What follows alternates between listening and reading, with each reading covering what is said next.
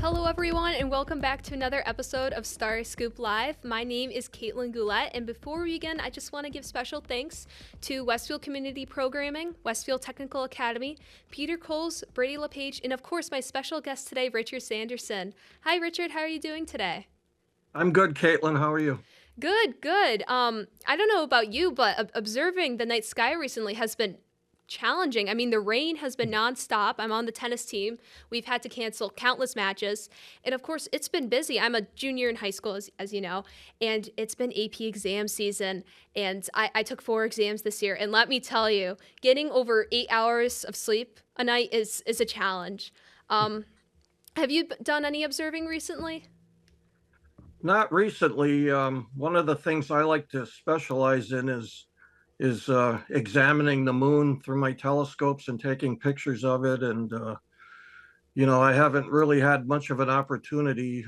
I try to do it when the moon is high in the sky, almost overhead, where the clearest part of the sky is. But when there's clouds over the sky, it doesn't matter where the moon is; you can't see it True. at all. So hopefully, we'll have some good weather coming up soon. Yeah. And so you've been into astronomy for a while now. That's how you developed your love of observing the moon. I see your Facebook posts all the time. Very interesting. And I'm jealous of how often you get to go out there and observe. But how did your interest in astronomy begin? Well, it's kind of interesting. I still have a memory of my first exposure to the night sky, and it was back in the late 50s. It was sunspot maximum, which means the sun was at its most intense part of its sunspot cycle. And there were a lot of northern lights and sunspots and everything going on at the time. And I can still recall I was 4 or 5 years old, and my dad woke me up in the middle of the night and wrapped me up in a blanket and brought me outdoors late at night and to see northern lights. And it was, I guess I just never imagined that there was any reason to go out and look at the sky at night. It never dawned on me at that age that people would go out at night and look at the sky. So it was kind of a wondrous thing to be out there and looking up and seeing the stars and the northern lights. And I think that was the seed that grew over the course of my lifetime into a full-fledged hobby, and a passion and a career. Yeah, so you've had fun with it. And speaking of northern lights, I've been chasing them for many years. My father and I will look at the K index throughout the day and go out to a dark sky and look up and try to find them. And we've been unsuccessful for many years, but a few months ago, I believe, we were at the middle school here in my hometown, Westfield, and we were observing with our telescopes. I think it was open house, and we looked up, and there they were. The sky was bright pink, and I was yelling at all the middle schoolers, guys, drop what you're doing, look away from your cell phones and just look up. It was just amazing. I didn't have any of my fancy equipment with me, or my DSLR camera. I'm not an astrophotographer by any means, but I had my cell phone, and I think I got decent shots. But with this experience that you mentioned in astronomy, how have you seen astronomy being brought into the hands of the public, whether that be young people or older people who just haven't experienced astronomy like you have? Well, we're fortunate in in the northeastern United States because even though there's a lot of cities, so there's lights, and then the sky may not be as dark as it is out west. There's a lot going on here in the Northeast. There's a lot of museums. There's a lot of astronomy clubs, a lot of universities, observatories. So there's a lot of stargazing activities going on. And of course, I'm closely involved with the Springfield Science Museum, which has a whole host of astronomy activities for amateur astronomers as well as for the general public.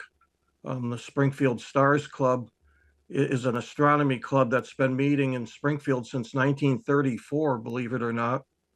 It grew out of the Great Depression, and it's still going strong. And that's one way that people can interact with astronomy. It's has programs, monthly programs from September through May on the fourth Tuesday of each month. And they're not highly technical programs, you know, they're for people interested in science and astronomy, would get a lot out of them. But the Science Museum also has activities aimed at the general public and at children. For instance, Stars Over Springfield, which is a monthly event again from September through May. Um, Stars Over Springfield attracts people to the museum, families, children, Cub Scout groups, Girl Scout groups, lots of people who want to learn about the night sky and go up on the museum roof and look through their big telescope at the heavens and go into the planetarium. And so we have that Stars Over Springfield. We also have planetarium shows during the day and on the weekend with a historic planetarium at the Science Museum that's the oldest operating planetarium in the United States. And they recently added a high-tech Zeiss cutting-edge technology planetarium. So there's two in there. One's a historic one and one's a modern one that can do some visual wonders that the old-fashioned ones couldn't do. So, you know, those are ways that a lot of people interact with astronomy and children learn about it. And people like me get inspired by it and develop lifelong passions. And you as well, Kaitlynn. I know you were involved in a lot of those programs at the museum, and you still are, and you've won awards at the museum. And so, and there's also a lot of, there's conventions in the Northeast where stargazers get together. And again, you don't have to have a degree or anything. You know, it's popular astronomy, so there's no graphs or calculus or anything involved. And one of them is called Stellafane, and I know you've enjoyed that for many years, and you won a prestigious award up there last year, Kaitlynn, and we were all so proud of that. And Stellafane is an annual convention up in Springfield, Vermont, 100 miles north of Springfield, Mass.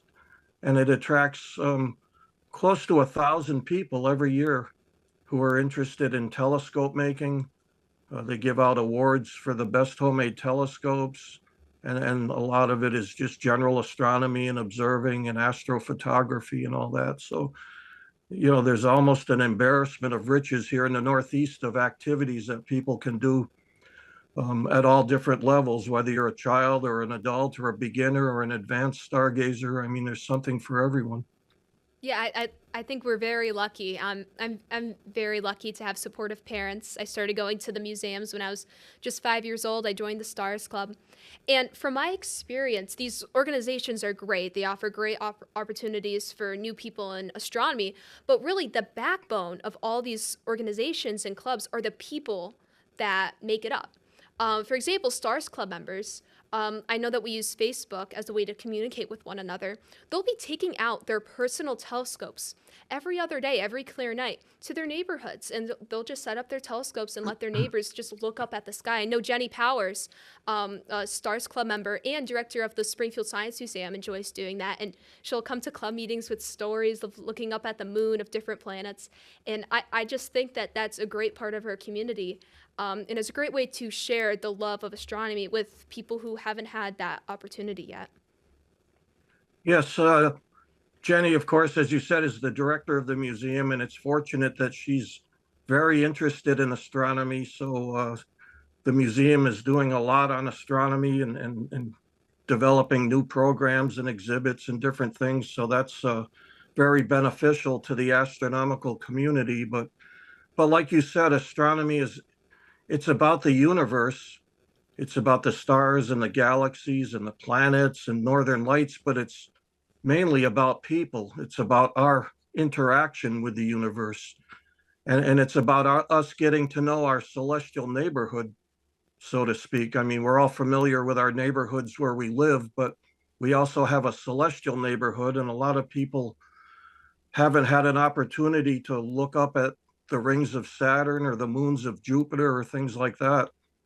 And so, these different groups and clubs try to provide those experiences for people, but people are the backbone, and like the Stars Club, one of our goals is to popularize astronomy and introduce people to the night sky. And most amateur astronomers are so eager to let other people look through the eyepieces of their telescope. They just love sharing the wonder and the beauty of the night sky. It's just so uplifting and almost a spiritual experience to see the celestial objects and eclipses and different events like that. But it's always more fun in the company of other people that love it. That's why the clubs are popular and conventions. And, we've all gone away to see eclipses in different parts of the country, total solar eclipses. And so I like to say, astronomy is a science, but it's also a very social activity because there's a lot to do, a lot to interact with people, make friends, meet celebrities, and all that. And another place I should have mentioned is Aruna Hill, which is in Cummington, Massachusetts. It's arunah.org. And they have observatories up there, a beautiful dark sky with lots of events going on at Aruna Hill in Cummington. It takes a little longer to get there, if you live in Springfield, but it's worth it for the beautiful dark skies up there. Yeah, I know I'm traveling up there this weekend. It's supposed to rain tonight and tomorrow, Saturday. But Sunday night, the Aruna Hill members are putting an event together called Smart Telescope Extravaganza.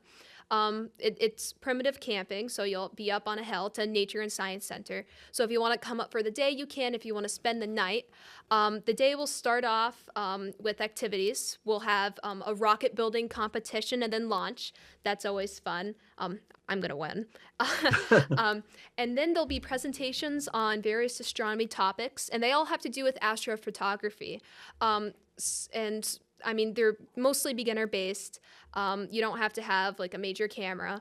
You can just go and enjoy the talks. And then later at night, club members will be setting up their telescopes. I went through a program called Star Watch at Aruna Hill, so I know how to use all the club telescopes. And we'll have a bunch of those set up if the skies allow. And I forgot to mention, but during the day, we will also have solar telescopes set up. So we can look at the sun, and one of their telescopes has a hydrogen alpha solar filter built within. So instead of being a typical white light solar filter, which just blocks 99.999% of the sun's light, this hydrogen alpha filter will focus in on a specific bandwidth of light. And that's where all the sun's activities occur. And you'll be able to see the sun in just detail like the photos that NASA takes. Maybe not quite as good, but it's just incredible and breathtaking. But that's during the day. At night, we'll be observing deeper sky objects. It's the dark skies are just great at Aruna Hill. And we'll also give a green laser light tour of the night sky. So we'll go over the different constellations, maybe see a few planets in the sky, and different stars. So I'm looking forward to that. I know my family's going to go up and camp, but if you just want to stay the day, it's in Cummington, Mass. You can find Aruna Hill on Facebook as well. I know that they're pretty active on there. So I know I'm looking forward to that. They have different events throughout the summer as well. If you just want to come up for an evening, if there's not an event, there's telescopes there. If you have a Star Watch member, you can reach out to me. So that's always pretty fun as well. Yeah, Aruna Hill is a lot of fun, and it's also during the daytime. If you're not looking at the sun, there's you're immersed in nature up there. You're on a mountaintop with a forest around you, and the Aruna Hill is a clearing where the observatories are, but there's birds and animals and insects and wildflowers and all kinds of things to look at. And it's just a beautiful, beautiful environment up there. And again, you can access all of these groups on the internet and on Facebook. The Stars Club has a Facebook page called Stars Club Massachusetts. And of course, for activities at the museum, you can go on the Springfield Museum's website, which is springfieldmuseums.org. and find out information, times and dates and everything about activities. So I hope folks take advantage of that. And it's so, I learned from my experience, my parents got me involved in astronomy and they facilitated it when I was young. I used to get to take a day off from school every time there was a Gemini or an Apollo launch or astronauts walking on the moon or what have you. And those shaped my life and the trajectory of my passion for astronomy. So there's just so much to do in this area, and you know it's so important for parents to introduce their kids to this at a young age, which is something I think we both share, Kaitlynn. Even though you know I'm a lot older, we were both introduced at a young age by our parents, and that made all the difference in the world. And one of the greatest gifts that you can give another human being is a passion, a lifelong passion for something, and astronomy is something that can really inspire people, and especially in hard times or whatever. During COVID, I remember we took so much. It was almost therapeutic, the soothing activity of looking at the night sky and looking at the planets, and it was just a way to escape some of our earthly problems and sort of rise up into the universe and just enjoy the beauty and the mysteries of outer space. Yeah, I mean, we were separated by 6 feet or however many miles between us. But I mean, if we all look up, we all share the same sky. So that was something that we had in common. We were able to go out just away from each other and look up at the same object. And we could still share that even through the pandemic and even now. Um, but for all the viewers at home, if you can't make it to any of these events, any of these clubs, I'd just like to mention one more resource that you can reach out to. The Starry Scoop live program that you're watching now is a branch from my Starry Scoop newsletter, which I've been writing monthly since April of 2020. It kind of stemmed out of the pandemic and acts as a connection for all amateur astronomers around this area. And it's made for beginners. It's 2 pages and it deals with current astronomy topics. So I go over things that you can observe throughout the month. So stars, planets, maybe any meteor showers that are coming up or special events like lunar eclipses, total solar eclipses. I have a small observation section where I go over either my own recent observations or someone else's that I interview. And I also have an object of the month. So if you get a new telescope or if you have a pair of binoculars and you want a little challenge to observe or just want some fun information on a certain topic, you can read that too. And Richard has helped me out a lot with that newsletter over the years. So big thank you to you, Richard. But that's a great resource. You can find it on my website. It'll be linked in the description of this video. But I just wanted to put a little plug in for that as well. Yeah, the Starry Scoop is a wonderful resource for beginners. And if any teachers are watching, I mean, print it out and distribute it to the students. I mean, it's non-technical, but it delves into what's going on in the night sky, and Kaitlynn does a great job with it. Thank you. Um, so if that's it, I'd like to close out this video by saying thank you. And to all people watching at home, don't be afraid don't be afraid to get into astronomy. We all share the same sky. I started back when I was 5 years old, but you can start at any point in your life. It's my passion. I can't imagine my life without space and astronomy. So sharing it with others is what I love to do. But thank you for watching. You can find me on Instagram, Facebook, YouTube. You can email me at starryscoop@gmail.com or kaitlyn.goulet@gmail.com. And big thank you to Richard for coming on today and being my guest. And I Yeah, hope to, thank you so much for having me. This was a lot of fun. of course, and I hope to see you all again soon.